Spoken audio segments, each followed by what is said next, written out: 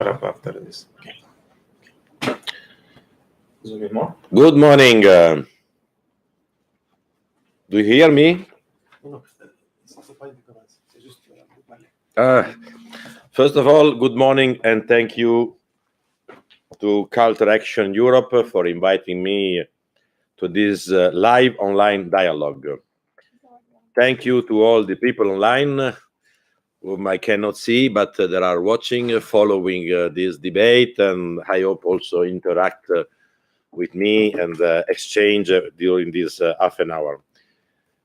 I am the Luca Jahier, Italian, the acting president of the European Economic and Social Committee, and here we are standing for increasing the good argument to go participate and be active during this campaign for the European election.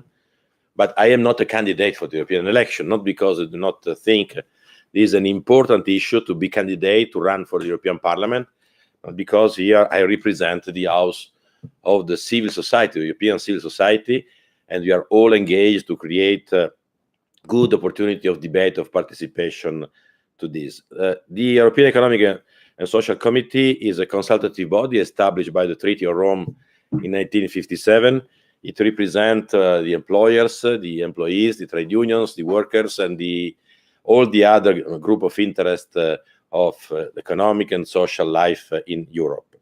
And as it is stated in the last treaty that regulates the European Union, the Treaty of Lisbon, entered into force a few years ago, it is stated in the Article 300 concerning the European Economic and Social Committee that we are consisting of representative, and I quote, of organization of employers, of the employed, and of other parties representative of civil society, notably in socio-economic, civic, professional, and cultural areas.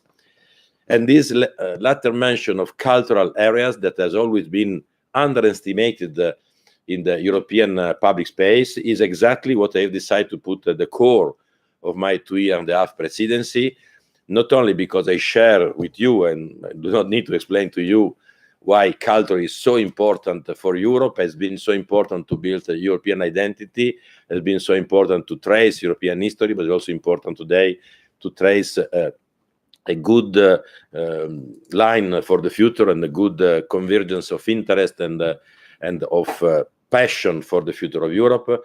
But I think that this time is really time to give culture a larger role in the European space. The slogan of my presidency is Renaissance, is a joke between Renaissance, this cultural movement that started in Italy after the end of the Middle Ages and that shaped a new phase of the modern Europe, and EU, Renaissance. And I think that culture with peace, with sustainable development agenda is one of the main drivers to shape the future of tomorrow and the good future for all of us.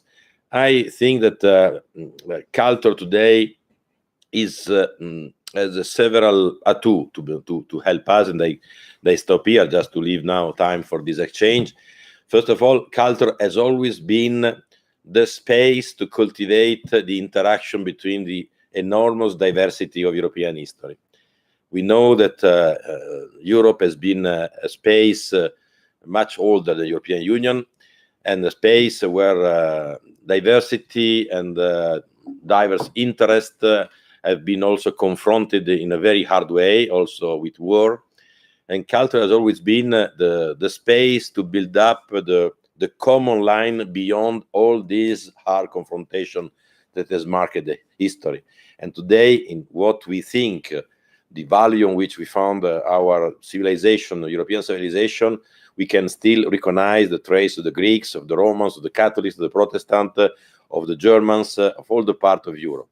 And that's why culture has been so important. But culture has also played other two fundamental roles. The other role has been that culture, except when it has been manipulated for propaganda by the regime, and we know how it has worked in any part of Europe, it has always been the good space to rebuild a common sense of belonging and a common reconciliation after hard confrontation and war.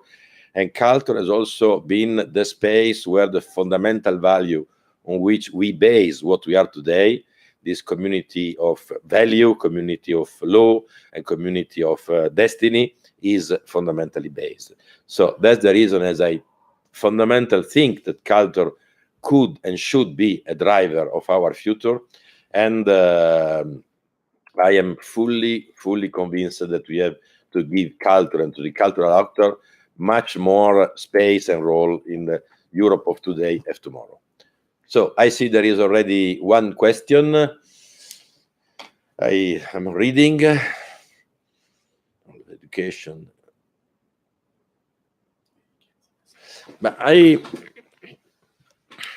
first of all, we have to understand that sometime we live some cycle. So we came from a very long cycle of enlargement of freedom, of liberty, of destroying border and frontiers to build up bridges and the big phenomena that we call the globalization.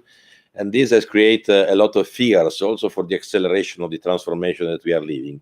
And so now we are living a sort of coming back of the reaction that are considering that we are going too far, too fast, and this can be misunderstood by the large part of the population, and at least by the whom that do not feel themselves as to have had some concrete result from this.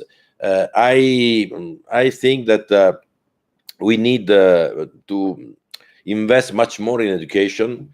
I am quite scared by the fact that some countries, as mine, Italy, for example, has cancelled for the compulsory curricula in the primary school and the secondary school, what we call the civic education. That is the way to understand how our constitution, our political system are based, our fundamental value are built up. We need to reinvest absolutely much more in education, not to deny the diversity, the difficulties, and also the hard situation that we are living in some part of Europe, but to understand much more the long period and the real reason, and not to choose what it seems to be the easiest solution that finally is only a way to give the power to some that want to manipulate the fears to gain the power. You see a need to further deepen synergy between education and culture at EU level. I think that I don't know what the EU can do to deepen this synergy between education and culture. From my point of view, education without a foundation in culture has simply no sense, except if we limit education only to the technical, mathematics, physics, digital education. But we understand today that even in a society of such rapid technological change, we need also a strong education on values, on comprehension, on history, on philosophy, and many others. So, and to do this, you cannot do without culture. I think that perhaps it should be also good that culture will invest, and the cultural actors think absolutely more. They are already doing, for what I know, to invest also in education, in school, in university, and also at large via the media to help all of us to came out from the logic of the 140 characters of a tweet. Culture is much more complex. Our history is much more complex, in the sense of complexity is not a way to be misunderstood or to create non-comprehension. Is a way to understand that solutions are not always the easiest one. Art education in school is crucial. I don't know if I have to read the question or not. If you are seeing many live music venues and clubs part of the live DMA network include social education activities, thus participating in cultural education to citizens with social responsibility. Yet these music scenes are not recognized as traditional education and social actors. But I think that there are many parts of culture that are not recognized as a part of the traditional education. As I can say, many parts also of the old cultural heritage is not part of our education. Even even at the level of the primary, secondary school, the investment on learning, understanding culture, our heritage is not enough. So I can imagine that all the new form of culture that are developing and are also going through the new and instrument that we have are absolutely excluded. So we have to do absolutely much more, not only to give access, but also to give instrument for understanding what culture and what these dynamics are represented today. I think that the European level can simply help to give a space of sharing experience and build up new ideas how to do more and better. A very important part of your priority at EESC. I already told that culture is so important because it's the hidden reserve of good and positive energy for the Europe of today. Culture is an enormous opportunity to reinvent territories. I simply quote my city, Torino. Torino was the industrial capital of Italy, was one of the industrial capital of Europe. In the 80s, the revenue of the people living in Torino, 1 million people plus 1 million around Torino, were for 80% based on the heavy industry, metallurgical and automotive industry.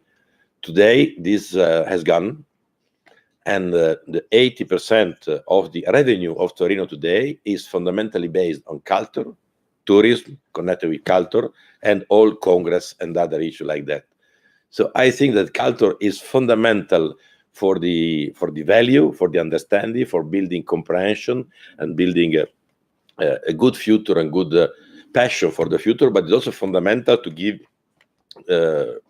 growth, new and decent work, and new perspective for territories that simply for the economic change has lost their past mission. And there are a lot of space in Europe as such, not only the major city, think to Bilbao, think to Sibiu, think to Matera, think to Axtrazet, think to Manchester, and many others that have lived a real renewal through cultural investment as a key investment, but also minor space of our Europe. So I think that culture is a hidden reserve of good energy for our future, and we have to discover, to help the actor and the stakeholder of this sector, and to give them a voice, to listen, and to ask also to all these stakeholders to take an active part in the public scene at the European level. We are wondering how you think we should tackle the precariousness that freelancer. But I can tell you that I have been for a long part of my life also journalist. I was paying the annual fee to the Association of Italian Journalists, and I was a freelancer, so I know quite well the very bad situation of freelancer in all fields, from the media to the cultural action. Of course, the working condition of these workers has to be taken absolutely in consideration. This is fundamental, without transforming them in employees, not because I have nothing against the employees, but I think that most of these people prefer to stay as independent, a freelancer, but we have to protect them, not to allow others to exploit with absolutely unacceptable not salary, but compensation for their work.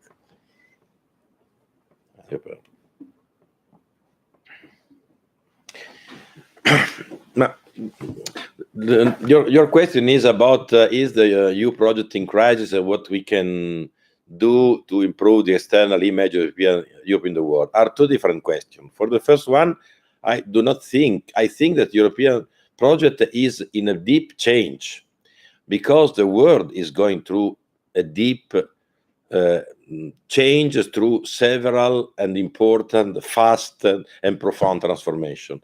An industrial transformation, the digital one, an energy transformation dictated by the pressure of the climate obligation that we agreed in Paris, a social transformation of our system, a political and democratic transformation, and also an international transformation, because we are going out of a long period of cooperative competition all around the world to a much more disruptive confrontation. So the EU project has to adapt himself to these deep changes and to be capable to continue to deserve a good solution, or I would say be capable to maintain a good capacity to present a good solution that is still capable to deliver. About the external image of Europe in the world, I am very honest. I had for a long time the opportunity to travel a lot outside Europe, and I still go outside Europe. And I can say that when you are outside Europe, you do not think that we have to improve the external image of Europe in the world, because the external image of Europe is quite high.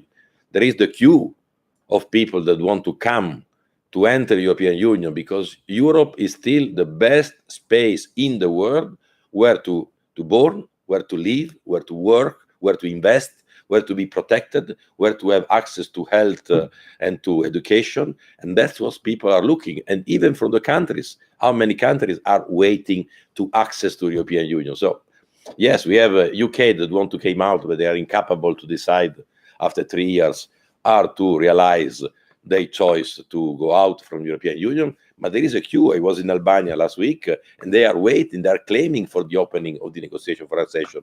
There are a lot of countries that want to make deal with the European Union. Today in Brussels, there is the Japan Prime Minister and other minister with the EU-Japan big meeting and big common meeting, because people want to discuss, to build, to cooperate with the European Union. So the image of the European Union is much more higher than we pretend to say, staying inside so much over how can I say, over oppressed by all the internal matters.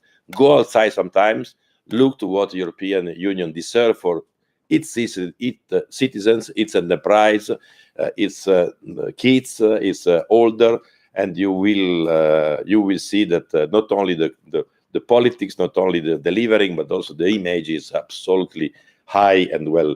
Of course, the world is also looking to the difficulties at the political level, the confrontation, the increase in division. But I think that is only a moment of transformation due to the rapidity of the transformation and to the need to build up a new leadership, a new capacity to work together, because as Brexit has demonstrated, there is no alternative to stand in a proper way all together facing the challenge of the world. Good morning from Berlin. How the EESC support the culture plays a prominent role, both on the political level as well as for European citizens. We have supported, first of all the work for establishing European Year of Cultural Heritage. Of course, we have not been the womb that has decided for this, but we have been one of the actors that have supported this idea that was quite not so easy to adopt, because the European Union had decided a few years ago to not to have any more annual year. So this year of cultural heritage has been an enormous opportunity to raise the attention to what culture is and can deserve, can deliver, and also to the role of the different actors. We have worked at supporting all the work about the increasing, is not still finalized the final decision, but increasing in the proposal of the budget for culture in Europe. We have largely supported the cultural industry, and I think we have also to look how to improve the space for all the cultural actors in the public space. So we are strongly engaged. Of course, we can do more. We can do more also when the EESC will go to its renewal in the summer of 2020, asking the member state also not to forget that you have also to nominate representative for the cultural sector. But we have done absolutely a lot in this year. It's not enough, but it's a good base where to start. From Leuven.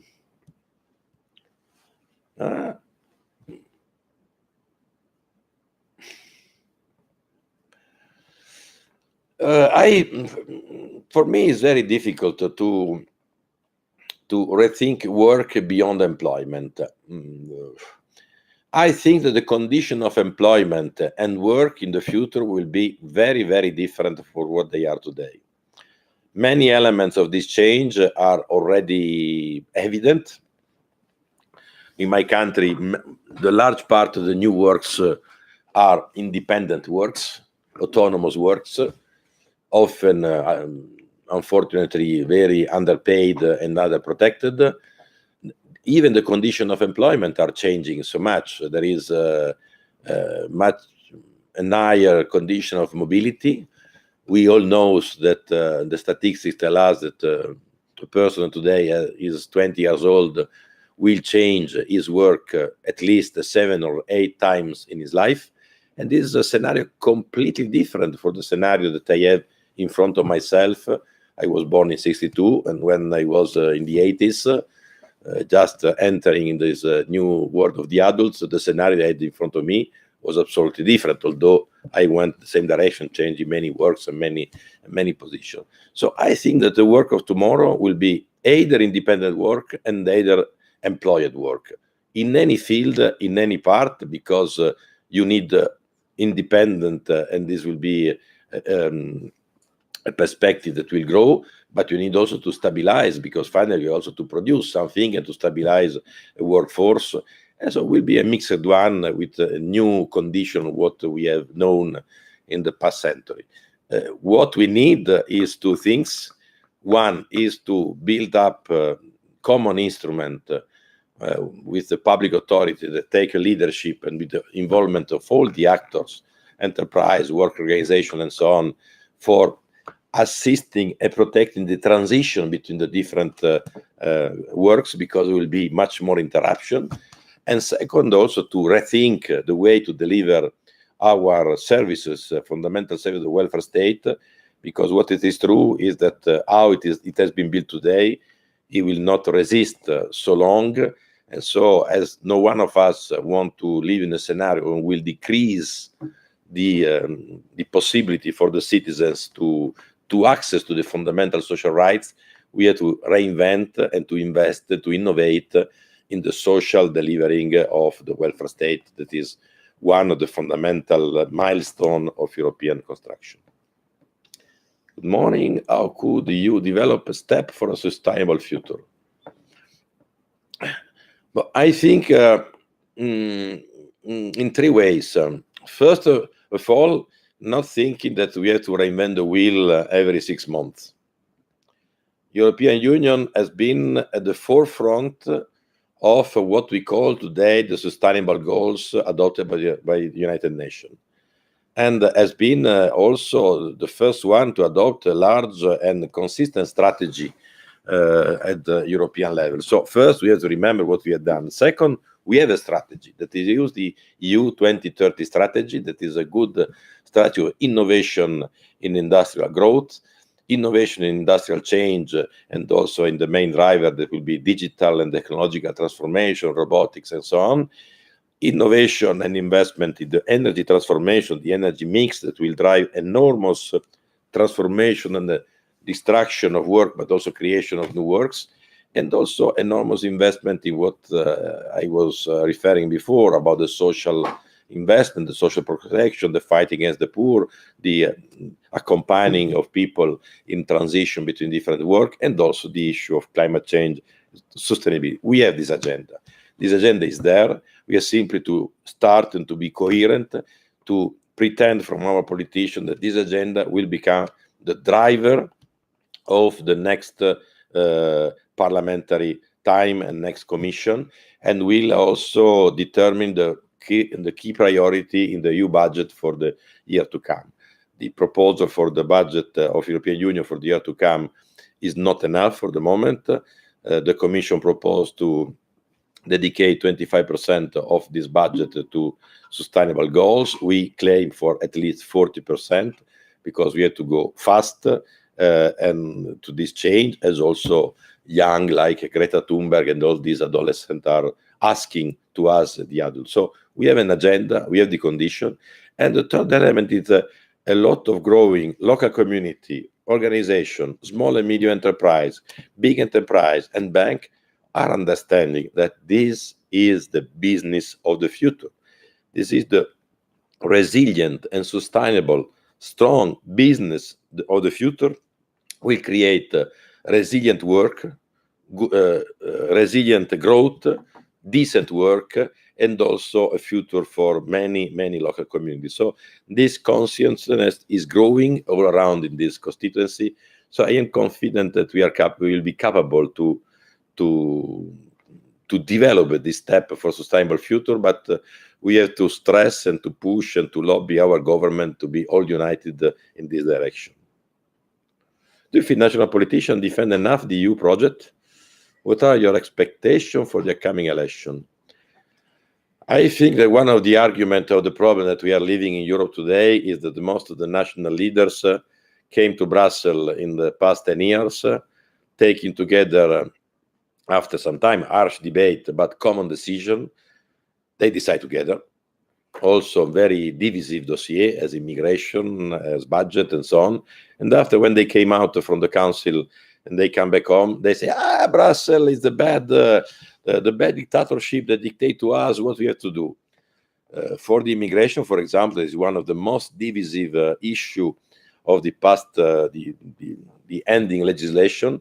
I can testimony for sure that in 4 years, only in 2 cases, there was a big division in the council on the decision adopted. All the other decision has been adopted by an enormous majority or by unanimity, with no one that was against, simply after many member states has not been coherent with what they have decided, or even they have feeded the sentiment of anti-Europe, where they've been part of the process of decision. So I think that we have to ask to the national leader to be much more coherent when they have different views. They have to express, because this is also the good of Europe. When a decision is taken together in a common framework, they have to be coherent and engaged to implement the decision. And second, I think we have to involve absolutely much more the national parliament with the European Parliament, and this could help also to a better understanding of the process, with also a better consultation and dialogue with citizens all around Europe. Now, how can civil society and institutions better cooperate to ensure quality education for all citizens? That's a very good question. I think that a lot has been done in this year with several also financial instrument and program that has been adopted by European Union. I think there is also, I can testimony also a good improvement in the professionalism of many civil society organizations, not only from the cultural sector in stricto sensu, for the capacity to enter in this European politics and also enter in this European project. But of course, the money is still not enough. We cannot count only on the European money. We also mobilize the private foundation and also the money for the member state. Never forget that Europe is asked to do a lot of things, but the European budget is still the 1% of European GDP, and is less than 2% of the sum of all the public spending for the European member state. If you look at the United States, it is 30%. So what Europe is doing with 2% of the public spending in all fields is absolutely enormous. Don't forget the number of employees of the European institution. 1/3 of them are simply working in translation and in the interpretation, are less than the employees of the city of Paris or the city of Rome, just to make some comparison. So we have, of course, to work to increase the European budget, to increase the effectiveness of the politics, but we have also to be realistic that the European level can do a leverage, can push better coordination, can give an impulse, but there is a need of joining forces and budget and convergence of all the stakeholders, private and public, to achieve the result that we want. The last question. In Belgium, voting is obligatory. But I think that there is a different tradition in all the European member states. Perhaps when the turnout of the voters is going so down, there could be a need to come back to some compulsory obligation. But that's a personal view. Each country has its personal tradition. I think that the Belgium will not going to choose voluntary participation, and most probably Italian will never accept to go to a compulsory one. This also belongs to the tradition. 4 weeks before the election date is a short time, but is also, we have not to undermine that the European campaign is going on since the last year, and since the last summer. Many of the debate in Europe are focusing to the project for the future of Europe, and so it's not exactly the campaign for electing the candidate, but it's still campaigning for Europe. Thank you all for the participation, and thank you for the many questions. I've not been capable to answer to all. I apologize, but this was also the game, to take only few ones of the many questions that has been set on the screen. Thank you, and engage for the European election for this Europe of tomorrow.